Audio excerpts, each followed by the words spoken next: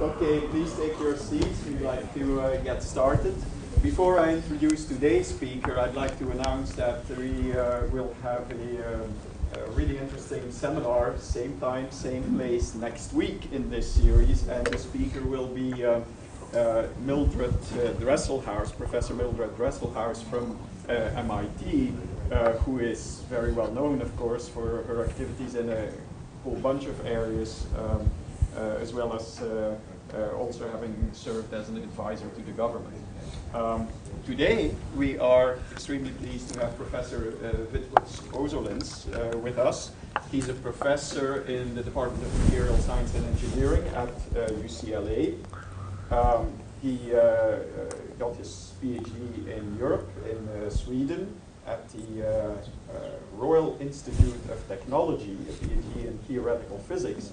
Then he moved to the United States, did a postdoc at the National Renewable Energy Lab, and also was at Sandia National Labs up in Livermore for some time. But then in 2002, he moved to UCLA, where he's been doing lots of very interesting computational research on a variety of topics, including thermoelectrics.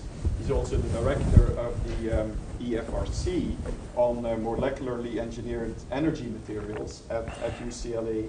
But today he will be telling us about a specific topic of interest to him, namely sparse physics via compressive sensing. Please. Thank you. Thank you for inviting me, and thank you all for coming. So it will be not only sparse physics and in general, but in particular, all this work was obviously motivated by applications to energy materials, and it grew out of a long-standing frustration that we were not able to treat things properly. And I think this is really a technique that is this approach will really help us do things better. Okay, my famous clicker. Okay, now it's on. So, I went to a talk. Actually, this is a question to the audience. If you think about what do, if anything, computational physics or physics in general and, for instance, image reconstruction and imaging, what do they have in common? Okay, apart from the fact that they use machines that are built by the physicists, but conceptually, what is really the problem that they're trying to solve? And is there any analogy for that problem in physics or in material science for that reason? You would say the knee-jerk reaction is no. Go away. Okay. So let's look at a very common problem in image processing. This is a well-known image that people try to recover. It's called the Logan-Shep phantom. I have no idea why they call it that way, but Logan and Shep must be two people.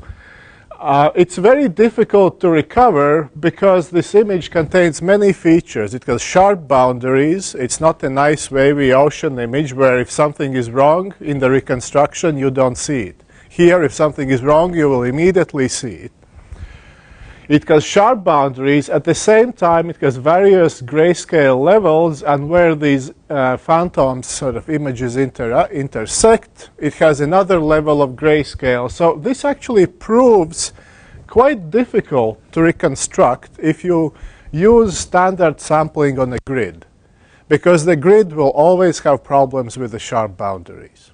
For instance, so this is a sampling that is used in standard MRI machines. If you've had a problem with your knee or your ankle, and if you're going to check it out in an MRI machine, the imaging is essentially along the lines. And they collect data points along these lines, and then they try to recover using certain image recovery algorithms of what's actually happening. And the image they get often looks like this. So here, they have gotten this image by simple Fourier reconstruction. So they have sampled things among these lines and, roughly speaking, done a Fourier transform. So my question is there any commonality with what we do in physics? By came a technique called compressive sensing image reconstruction. And this is what you get with compressive sensing. And actually, this technique is so popular now. The original papers, I think they get like thousands of citations a year. And people are actually looking at compressive sensing for medical imaging applications. So where is the power and how does it do it? It used the same data points as here, just the image that it gets out looks like this. Okay, so these are my co-conspirators, partners in crime, with whom we have done this research. Usually there's never enough time at the end of the talk to acknowledge all the wonderful people you have worked with, so I have taken to the habit of doing that at the beginning.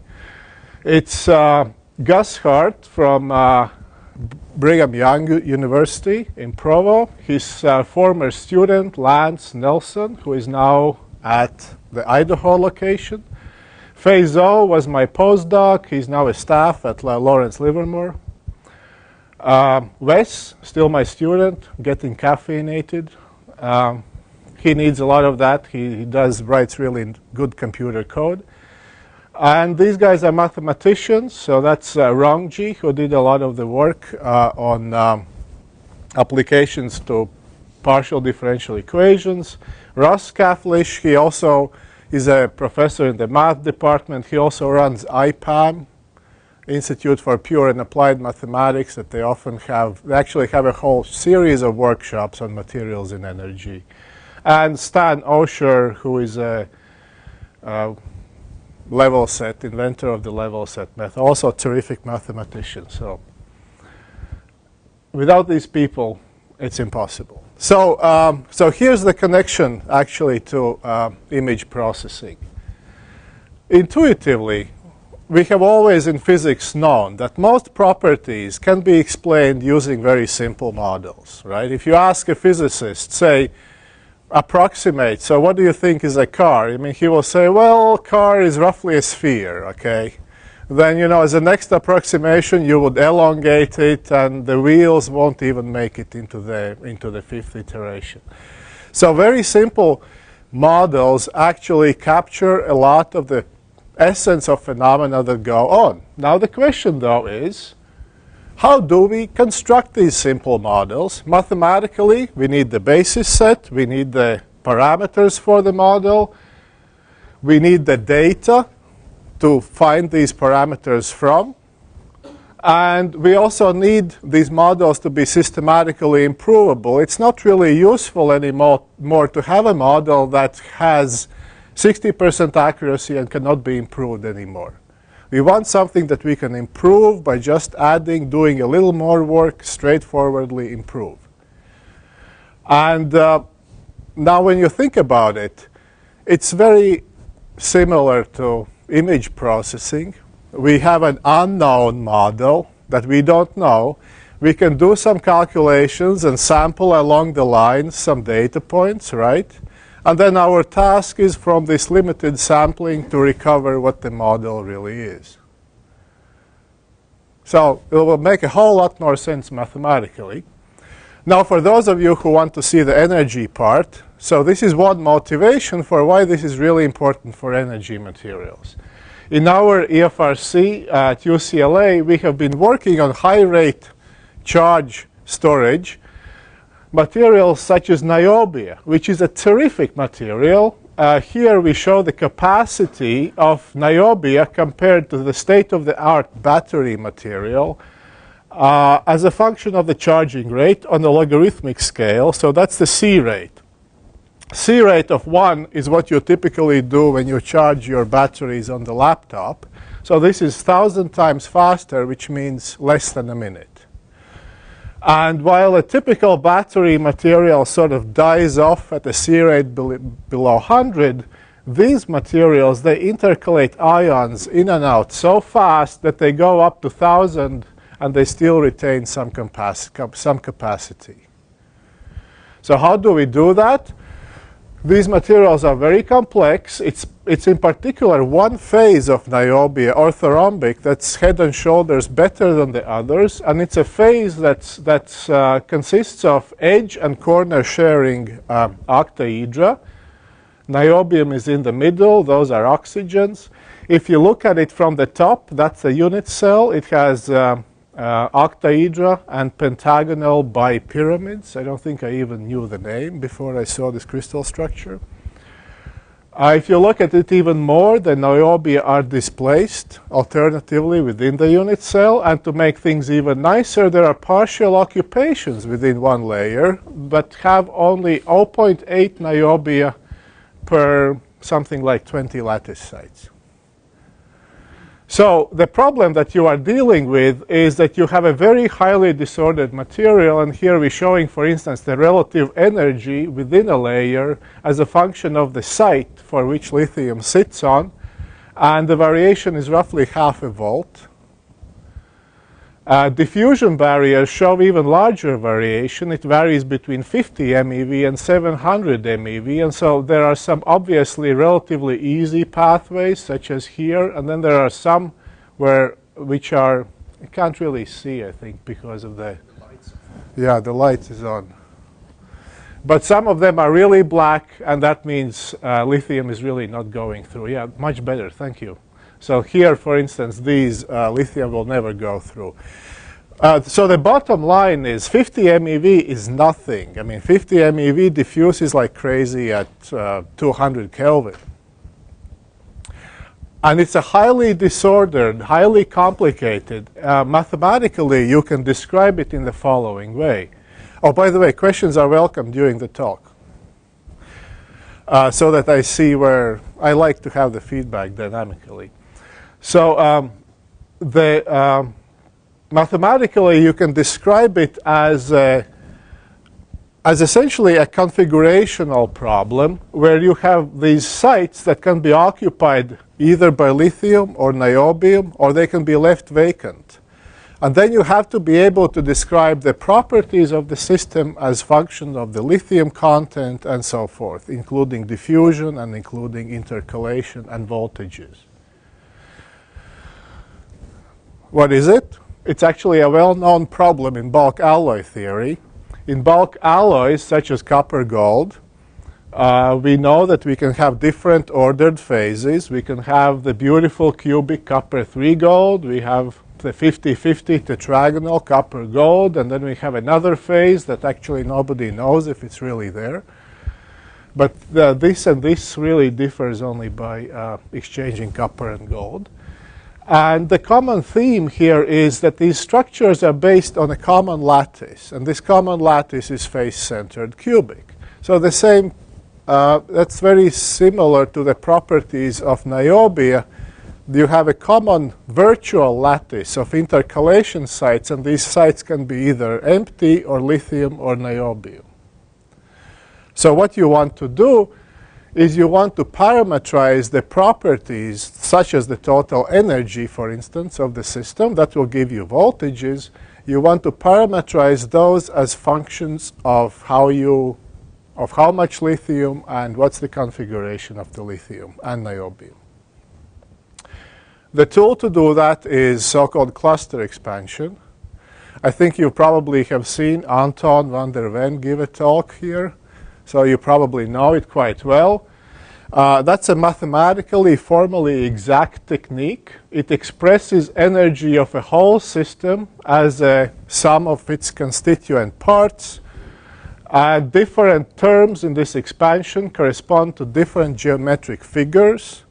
And the basis functions are essentially products of pseudo-spin variables, and those are plus or minus 1 depending if you have A or B type of atom. It's similar for the ternaries. So this is a wonderful technique. It's very fast. You can do Monte Carlo simulations. The problem is, how do you actually construct these models? So now you see where I am going with this, and maybe the relation to image processing. The problem is very difficult.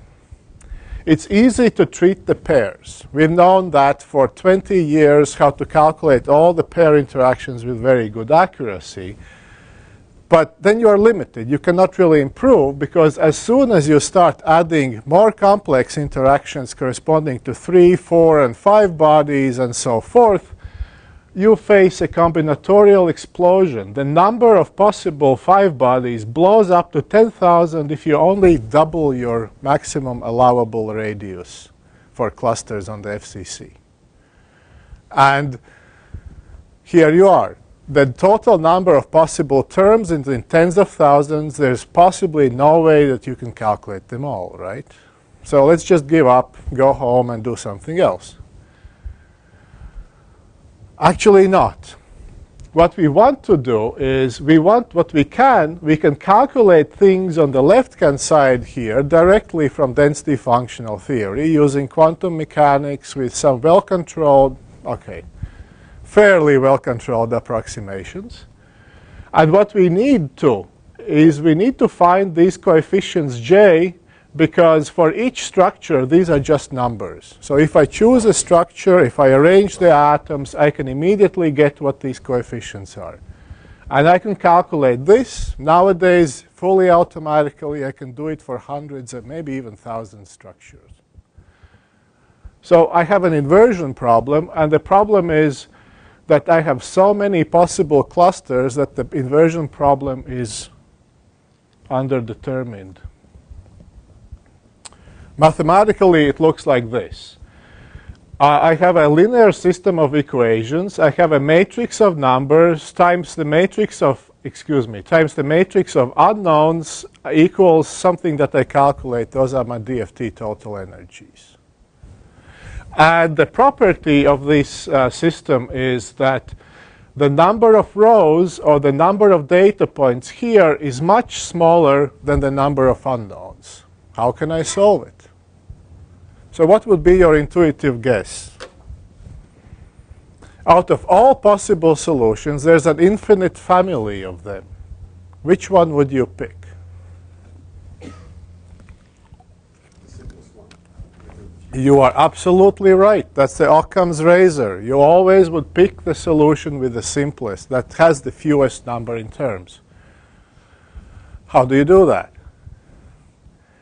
You would have to loop over all possible solutions, which for 10,000 terms is 2 to the 10,000th. That's a large number of terms. It's an intractably complex geometrical programming problem, what we call NP-complete. So you can't solve it that way.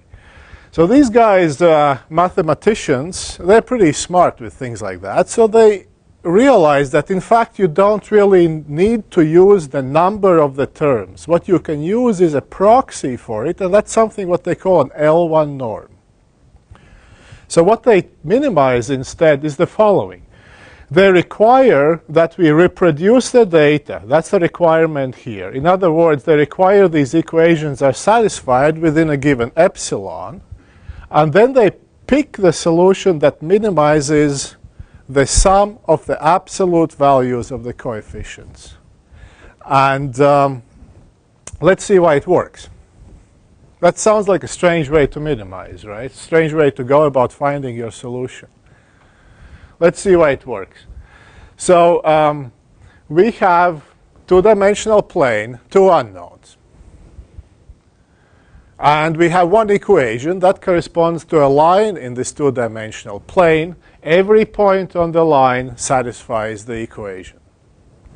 I could pick a point here. I could pick a point here. I could pick a point here. Which one should I pick?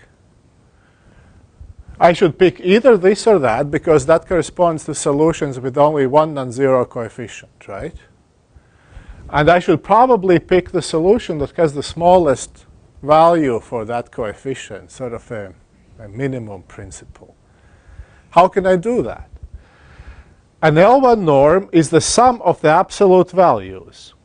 Okay? Sum of the absolute values has constant, this guy here, the L1 norm, has constant values on shapes, on square shapes that are rotated by 90 degrees. 45 degrees, sorry.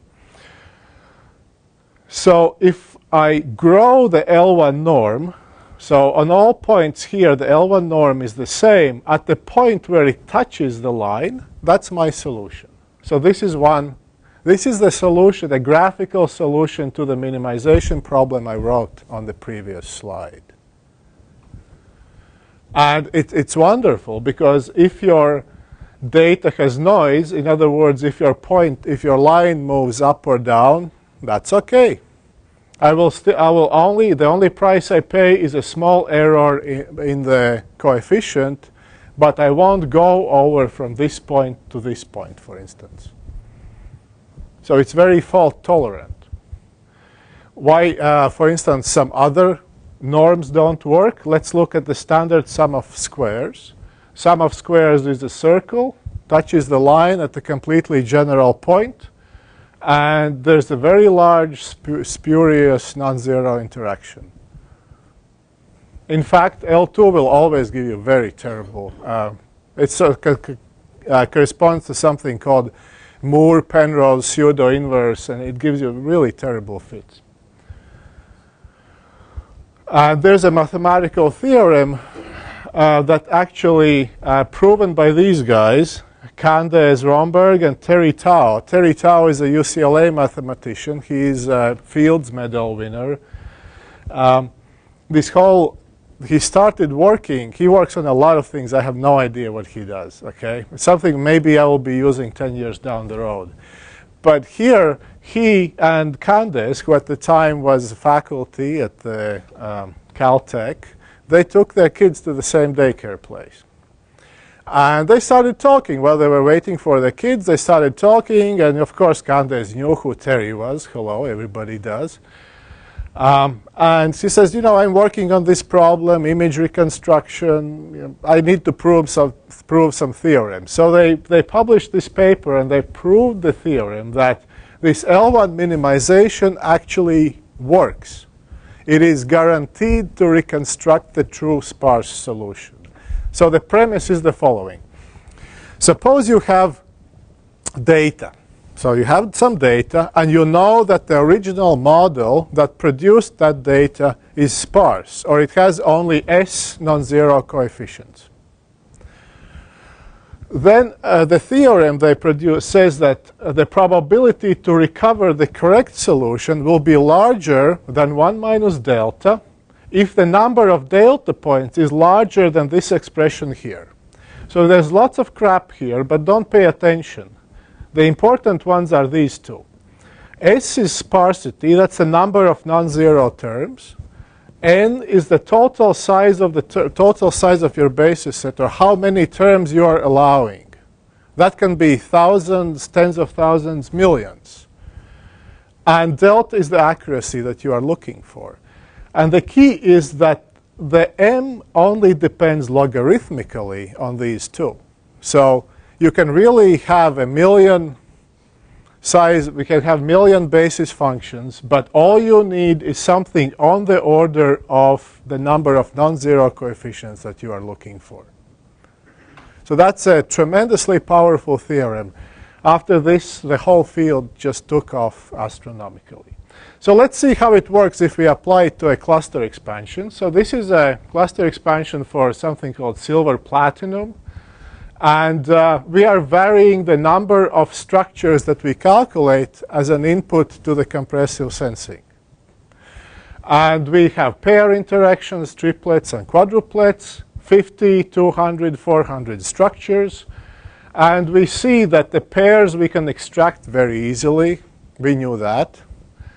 And as we add more structures, the pairs don't really change. That's nice. But with triplets, if we have few structures, we have only one significant. Then if we have 200, we add a few more. But we keep the one we had previously.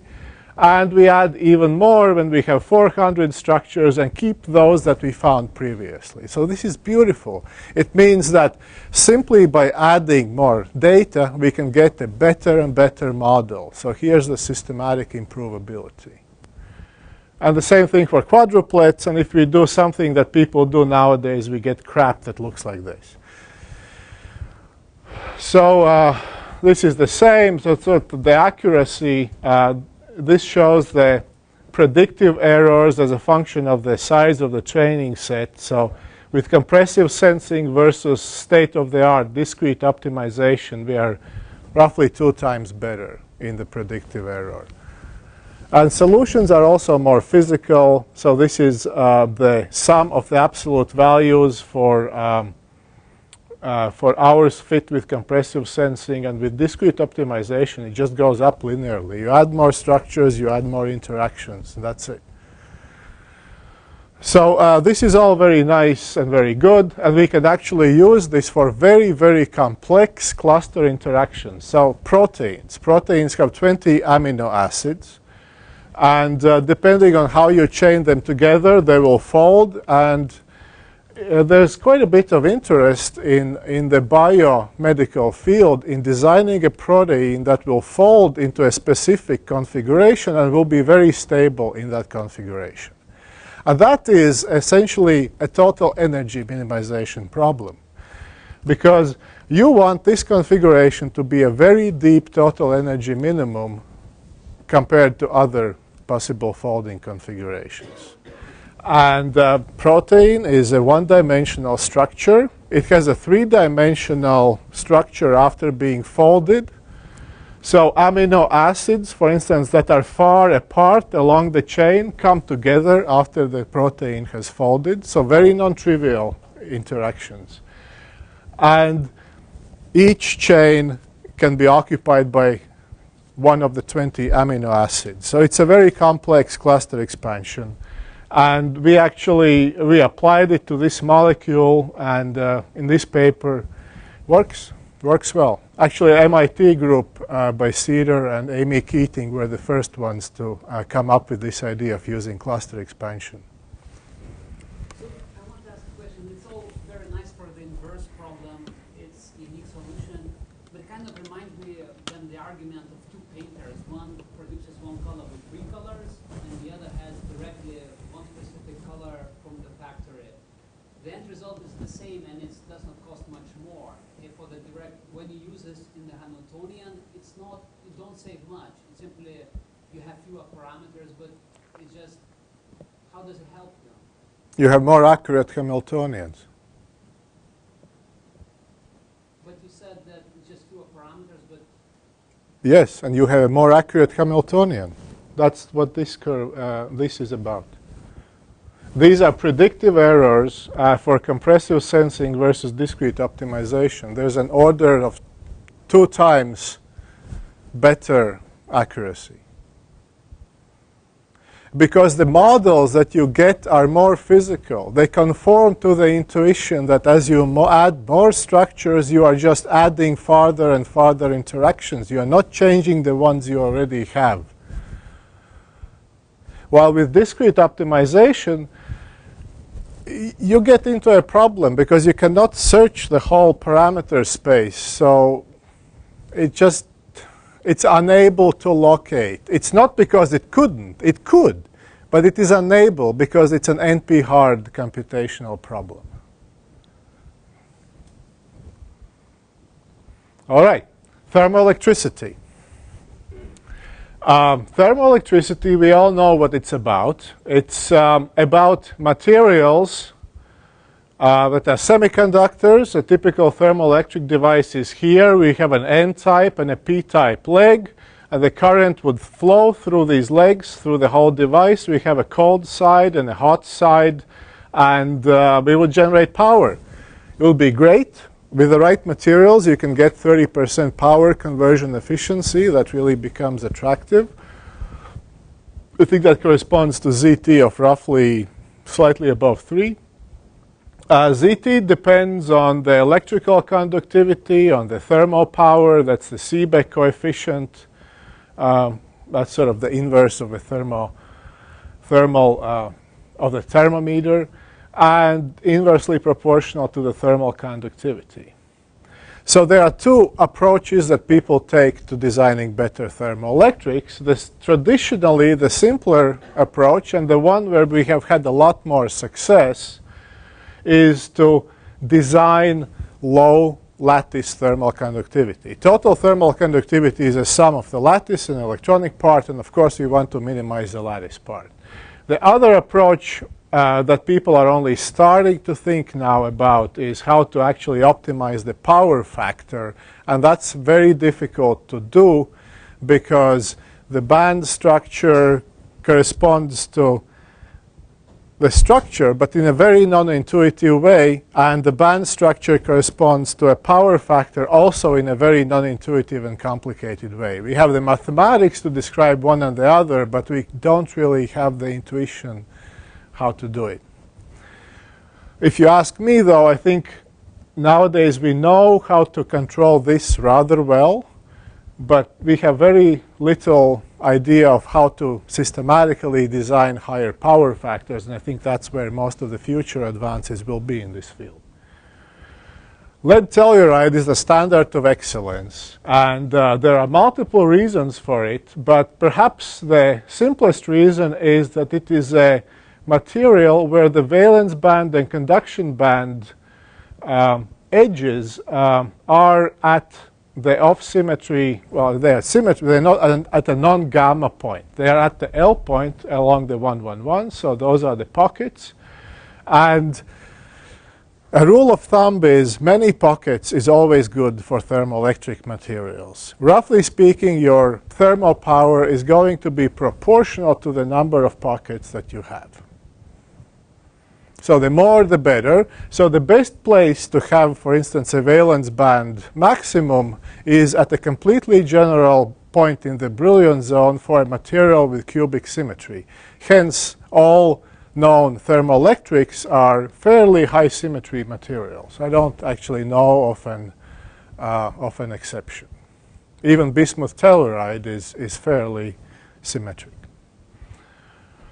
Lead telluride also has nice pockets along the so-called sigma pockets that have higher degeneracy factors. So a lot of work has done into trying to, but they are slightly lower below the valence band maximum. So a lot of work has been done to try to bring them in alignment at certain temperatures so that you occupy them both and get an extra kick in the power factor. So why is it such a wonderful material? In fact, and I won't go into great detail, but it has to do with the fact that lead is a group 4 element, but it has a formal valence of 2+, which means it has a lone electron pair. It has 2 s electrons. These s electrons hybridize with the p electrons of the anion, of tellurium. So you form a bonding combination very far below the so this is actually a bonding combination of lead S and the chalcogen P. And then you form an anti-bonding combination that happens to fall near the valence band maximum, conduction band minimum. So in fact, it is the lead S states, in spite of being very low in energy, they do play quite a bit of role in determining, for instance, the fact that the valence band maximum is not at the gamma is due to this hybridization effect. And it also gives us quite a bit of anharmonicity. And so what I'm going to show you is a movie of charge density in lead telluride. The green regions are, the orange regions are charge accumulation, and the blue regions are charge depletion. And this is a transverse optical phonon, so lead here is moving. And you see very strong asymmetry between these charge depletion and accumulation regions. If I play it again, then you will see it clearer. Oh, I hate when it does this. See how big this is over that? So in fact, if you do a simple math on a piece of paper, you can easily convince yourself that the asymmetry in the charge density accumulation here is directly related to third order anharmonicity in this material. And that's because it has an inversion symmetry. So this is sort of an electronic structure argument for why this material is a good thermoelectric, also from the lattice thermal conductivity point. The problem is nobody wants to deal with lead. And tellurium is fairly rare, too. So that's probably it's going to be, this material, in spite of being wonderful, is probably going to have some difficulty making it to the marketplace. So can we do something? Of course, we can do alchemy. We can replace tellurium with another group 6 chalcogen, and we can replace lead. There's nothing really to replace lead with in group 4, but we can replace it with group 1 and group 5. Because we have group 5, it will be 3 plus here. It will still have a lone s electron pair. And this lone s electron pair should give us anharmonicity and should give us some nice electronic structure, favorable for thermoelectricity. And the group 1 will be just, silver, sodium, something that's cheap and will provide some electrons. Let's see if it works. I'm going to cut a lot out, but these are the elements we did. So for group 1, we did all the sodium, potassium, rubidium, cesium. We did the noble metals, and we also did thallium because it has a +1 valence state with a lone electron on it. These are our chalcogens, and these are group 5 elements that we did. So that's a total of 72 compounds. And we calculated the Gruneisen parameter. And Gruneisen parameter is really a sort of a very simple indication of how strong your phonon-phonon interaction will be. So remember, Gruneisen parameter describes how much your phonon frequencies will change when you expand the lattice or compress. Okay? So that's where the thermal expansion comes from. Now imagine you have an acoustic phonon moving through the lattice. If it's a longitudinal phonon, it creates regions of alternatively compressed and expanded lattice parameter. And because we have compressed or expanded the lattice parameter, other phonons see this as an elastic inhomogeneity, and they will get scattered off of these regions. And of course, the stronger, the higher the Gruneisen parameter, the stronger this effective interaction between the phonons will be. So that's why, and that's why it's such an important parameter. If you really need one parameter that describes anharmonicity, that's it. That's the Gruneisen parameter. If you're willing to sort of with a zeroth order model. And Gruneisen parameters for typical materials like silicon are below 1. They're very harmonic, in fact. Metals are around 1. There are some oxides that are 2 and 3. I think zirconium tungstate is actually negative, -2, I think. But it's also very anharmonic. What matters is the Gruneisen parameter squared. So plus or minus doesn't matter. Matters gamma squared. We have some champions here. We have guys with 4.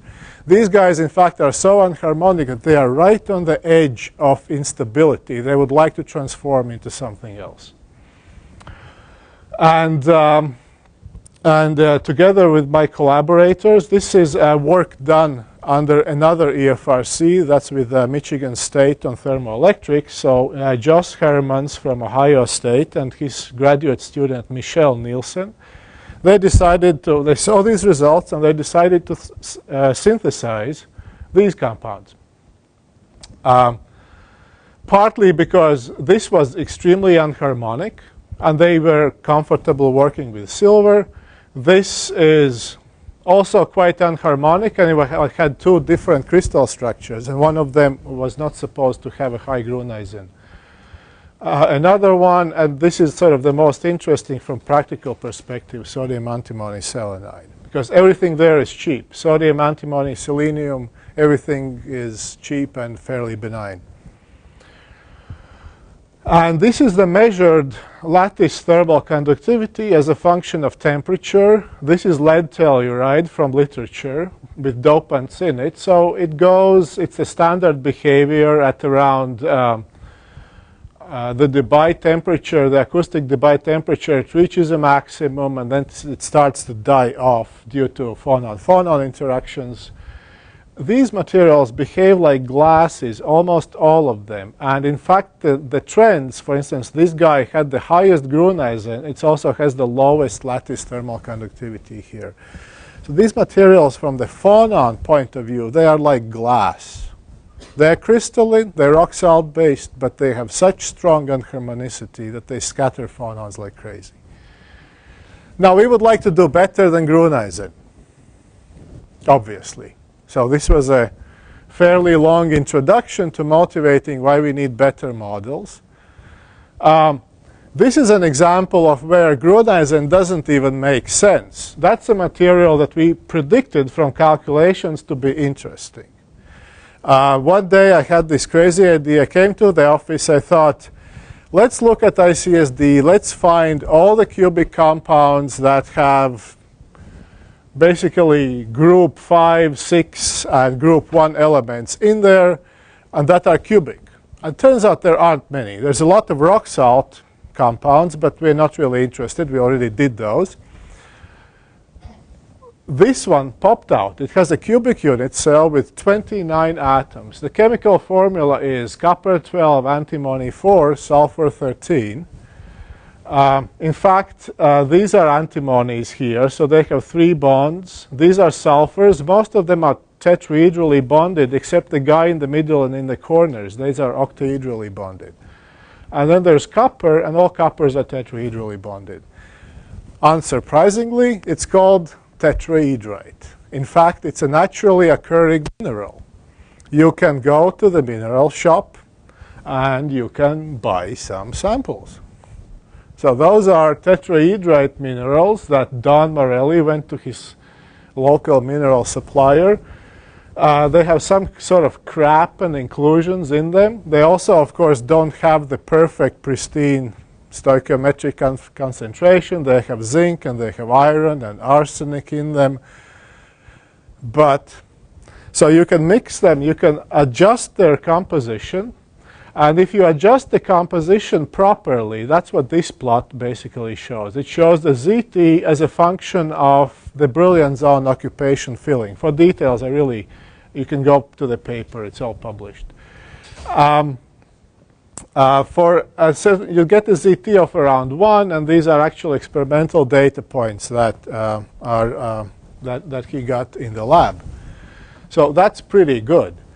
So what's the standard procedure for making thermoelectrics, or semiconductors in general? First, you mine for the elements, right? Then you purify them up to 99.999%, right? Then you mix them together, and then you add some crap back in because you need to dope them. That sounds like a complicated procedure.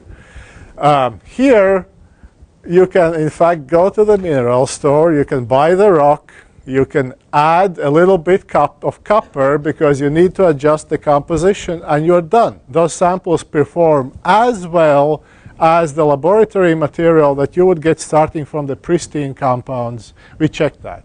Not I, but Don checked that. They are indistinguishable in their thermoelectric properties. So, is that a new paradigm? I don't know. You decide. The interesting physics here is essentially due to copper. Copper is bonded to 3 sulfurs. That's one type of copper. There are 2 types of copper, but this is the interesting one. And it's bonded to 3. Now, try to arrange d orbitals on copper in any way that would make them happy. Sorry, it's not going to happen. It will want to move either out of plane, one or the other direction, so that it can form sort of lobes, overlap the lobes of the d orbitals. And it shows up in the energy versus displacement curves. If you calculate those for this copper guy here, then you find a standard double well potential with minima at the off-symmetry points. And this, in fact, creates a very strong phonon scattering effect. And that's why the lattice thermal conductivity of this compound is near the theoretical limit, near the lowest limit possible. That's where you would assume that phonon mean free path is 1 lattice parameter.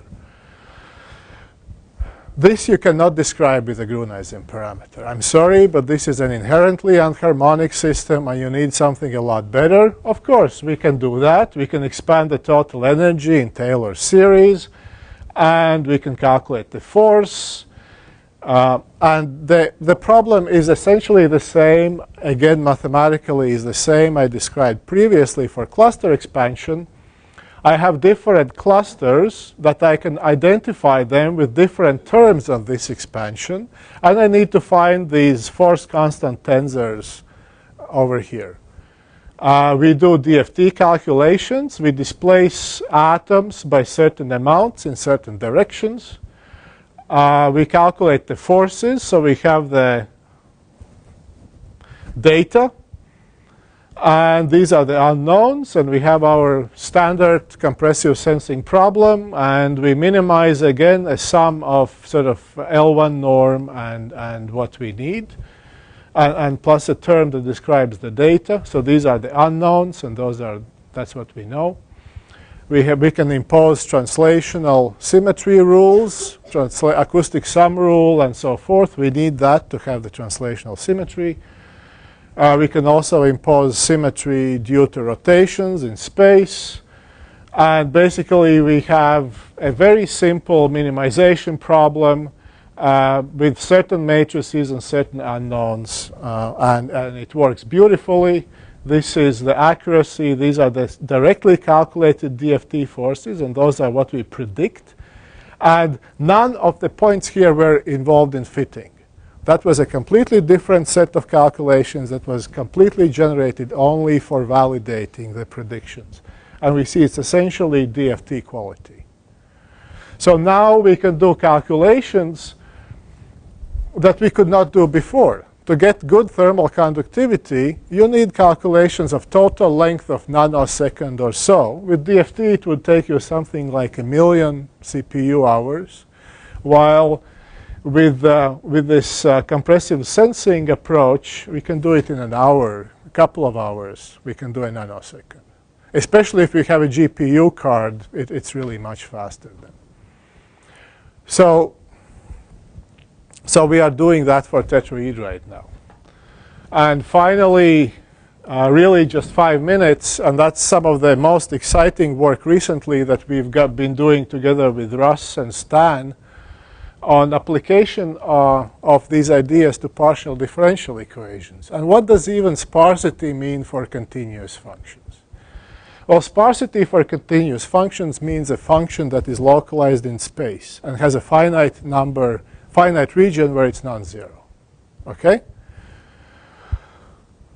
So let me actually go through all this. I will not go through all the details, but let's look at the very simple one-dimensional model of identical periodical potentials, okay, chronic Penny model.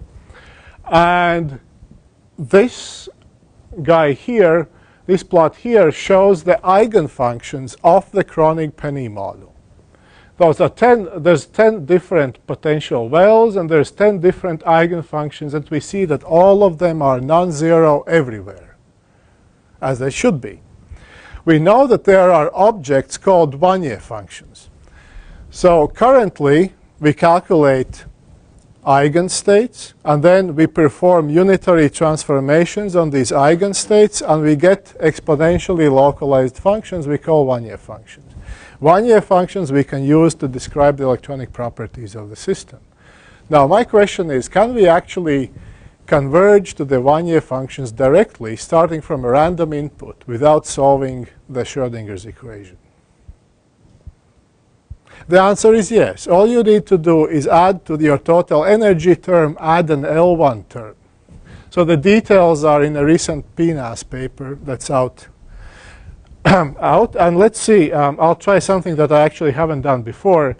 I'll try to see how it works in real time.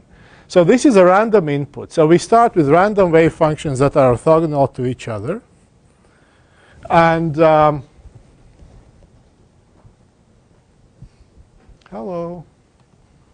So here is a random input.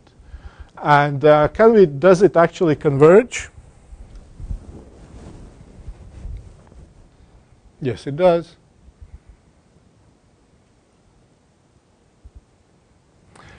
So this is what the Schrödinger equation with an L1 term converges to naturally.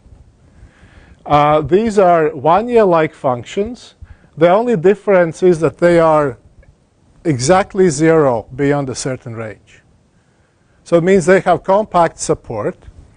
And the algorithm by itself chooses where to cut them off to achieve the given accuracy. What do you mean by Schrödinger equation with an L1 term? So that's a very good question.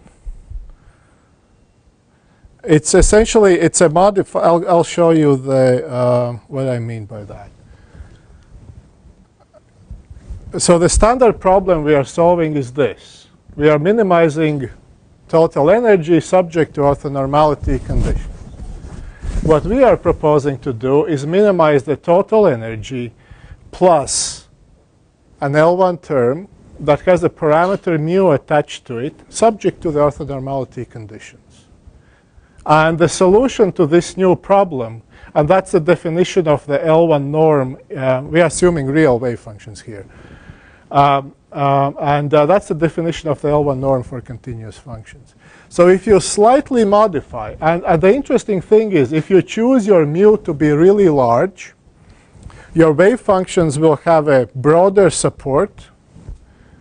And that's what essentially is shown here. So this is very small mu. So the L1 term here is very strong. It localizes the functions at the expense of errors in the total energy. As you increase the mu, the wave functions expand. And they become more and more like sort of like the exponentially localized Wannier functions at a smaller error in the total energy. But there is a paper by Justino Pasquarella, 2005. It's called Mixed Wannier block functions. I think that's exactly the method. They added the term, and then you choose actually the energy spread. If the energy spread is 0, you converge to block functions. And if the energy spread is the whole band, you converge to Wannier functions. So I don't see what's new here. Oh, I will have to look. What is that term that they added? It's but I don't know, but the parameter is. But how can you say that you don't know what's new here? Sorry? What is the term that they added? So it's called the mixed Wannier block functions, and it's the spread, I think, too. But they did it also for phonons. You can do the same for phonons. Well, I assume there are many ways that you can try to localize your functions. I don't believe that any of them will give you functions with compact support. Right? I don't know what it is. Compact support means that the function is non-zero only in a finite region of space.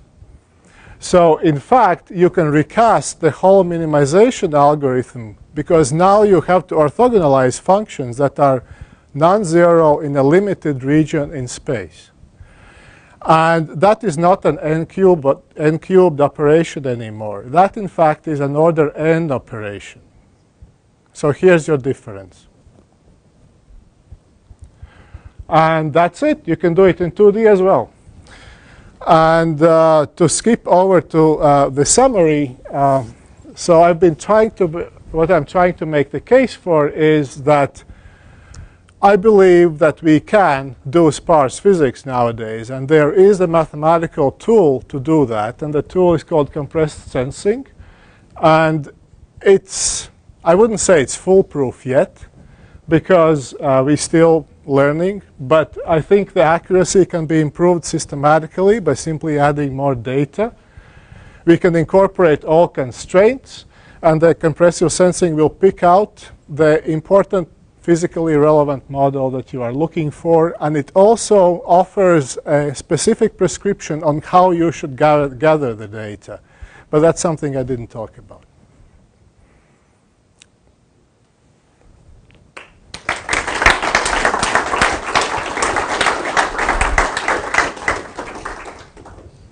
Thank you very much. Do we have more questions? So I think you showed an example of measuring or calculating a thermal conductivity basically for the copper, these new materials that you're looking at, or something that says something about the thermal conductivity. But in the beginning, you kind of motivated by saying the power factor is where Yeah. infants and we have a lot left to do. Do you have any examples of how this compressive strategy can be applied to power factor? Not yet. But hopefully also the power factors we can distill to a few really relevant variables. So I'm not quite sure how that is going to work mathematically in terms of details, but I think that sparse machine learning approaches will have a lot to do with that, hopefully. Well, my question is very similar. I was going to ask you what happens to the power factor in tetrahedrite that you gave the example of. That is the copper. It's actually very high because the mobility is really poor, and this material tends to show a hopping, variable hopping type conduction. So it's disastrous mobility, but but very high concentration of carriers. So you still get power factors that are comparable to state-of-the-art lead telluride. And that's why this material is so attractive, because we think of it as a dirty metal, and then it doesn't matter that it has all kinds of impurities. It was already crappy to begin with. But by varying the varying the carrier concentration and the Seebeck, you can still get the Seebecks are high. The Seebecks in optimally doped samples are in the order of 100 volts per meter Kelvin. So you said the transport. Microvolts. Transport is Microvolts. Yeah, I was like volts. Microvolts. Sorry. electrical transport is by hopping, did you say? Yeah. So it's actually a very complex material. At low temperature, it shows a metal to semiconductor transition, and it's not really understood yet what causes that. Probably because of the freezing in of the disorder, so it may show that may be connected to that. But that transition happens at 80 Kelvin or so, and above that transition it shows standard variable hopping type mobility.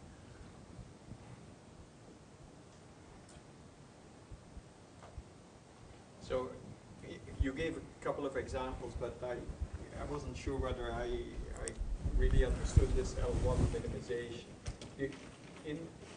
You minimize the norm for the parameters that are entering your model. That's correct. So in your last example for the Schrödinger equation, your parameter was the wave function. Right. Essentially. Okay. That's correct.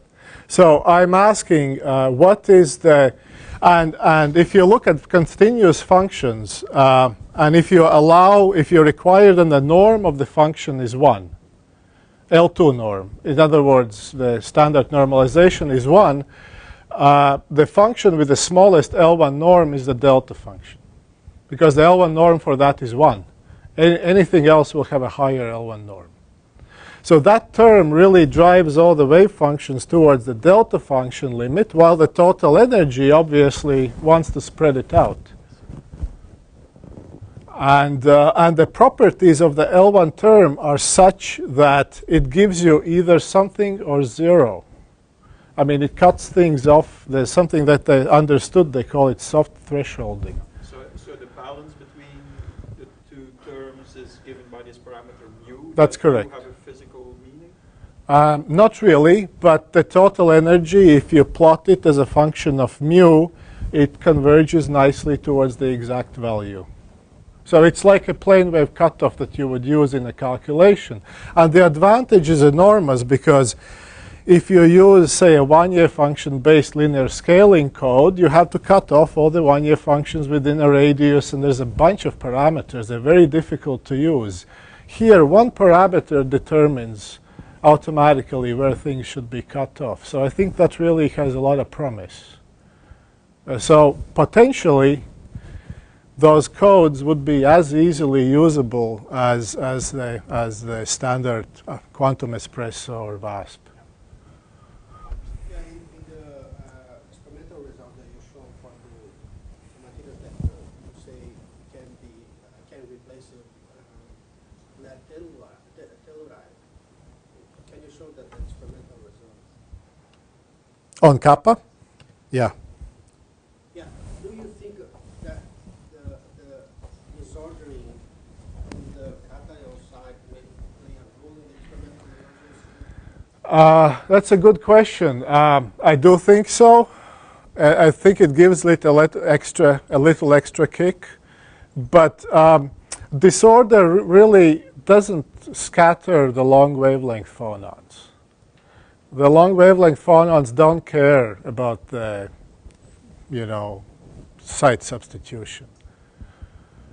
So I really do believe it's anharmonicity. We have another reason to believe so. In the EIS paper, we show data for alloys between sodium antimony selenide and silver antimony selenide, or was it telluride? And the thermal conductivity is independent of the alloying. Basically, it says it doesn't matter, it doesn't care. It's already at the minimum. So that's another argument. It's not a direct, but it's an indirect argument that phonon interactions here are important. And the final piece of the puzzle, we are using CSLD, compressive sensing, now to construct these lattice models and do the simulations. And they really appear to be very, very anharmonic. We can't really do quantum simulations, but if we do, say, simulations at 200K, we get very small values of thermal conductivity. Okay, well, it's after 5 o'clock. We should probably stop. Thank you again for Thank you.